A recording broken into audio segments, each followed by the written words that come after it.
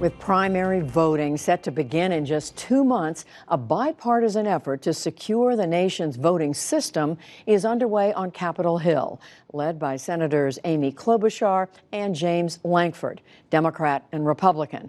I spoke with them on Capitol Hill today about their effort, about President Trump's call for Republicans to take control of the Russia investigation, and about immigration negotiations.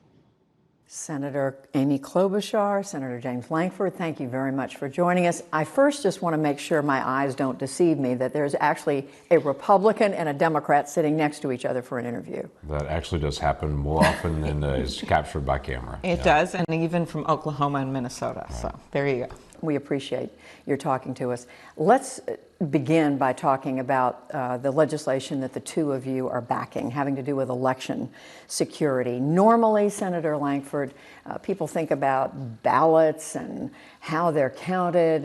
It's mechanical.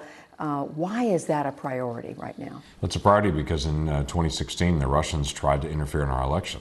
We watched them try to be able to probe through different election systems, to be able to try to reach out to different secretaries of state offices in different states, and to be able to determine how they're doing voter registration, what voting machines are they using.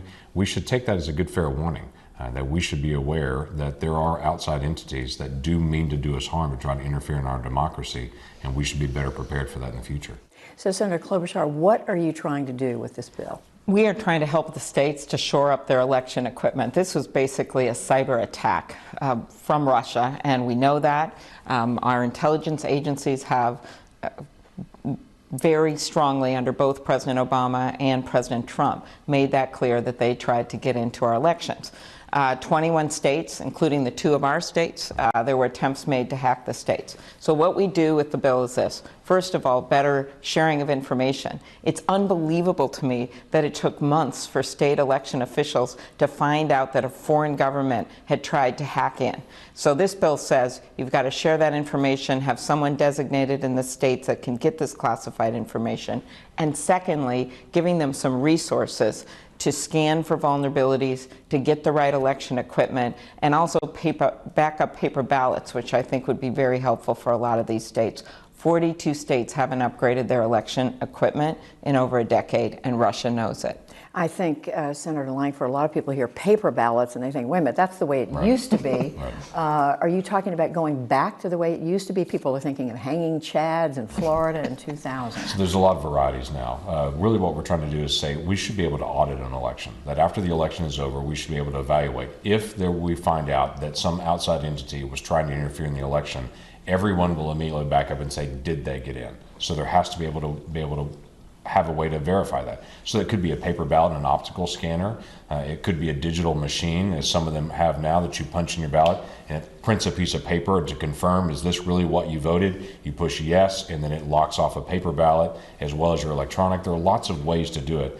We're not telling the states how to do it. The states run their own elections. We're just saying there should be a way to audit an election after it's over to make sure that we can verify if they were attacked in a cyber means. There is a way to be able to verify we actually have an accurate result. We're just a couple of months away from the first primary election voting in this country, just 10 months away from the general election, the midterms. Can this happen in time for it to make a difference? No, not for 2018. That's the unfortunate part. There's a lot of work that's gone into it already to be able to evaluate what DHS is currently doing to be able to work with states to be able to help them. We're encouraging them to have engagement now, which they have engaged. DHS has been very good about engaging with our states and providing whatever resources and help that they can in communication. We just think there's more to be done.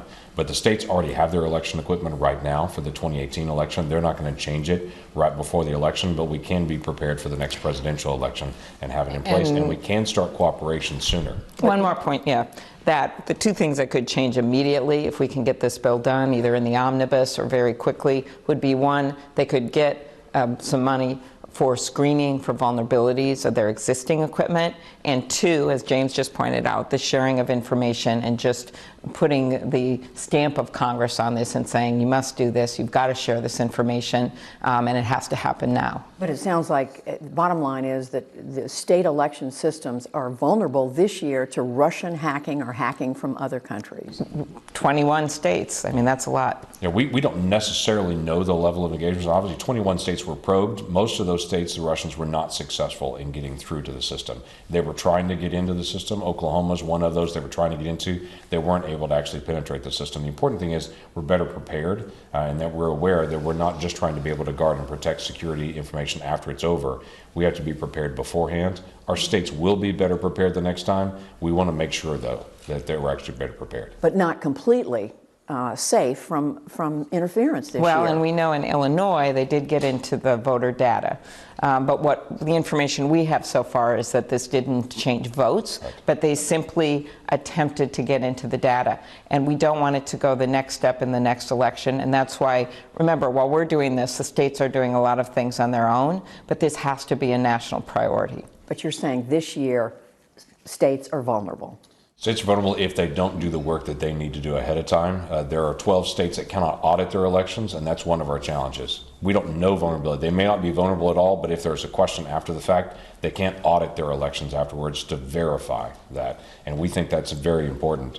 Russia, of course, big part of this conversation. They were the ones behind what happened in 2016. They are still active.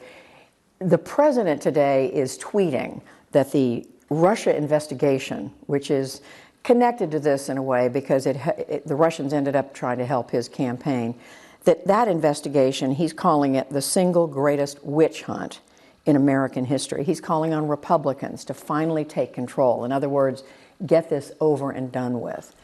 First of all, I look at it as a truth hunt, and every time we get a question that starts with "the president tweeted today," there's a pause. But in this case, he said this before, over and over. So this isn't new news. He said it's a witch hunt, and I think it's a truth hunt.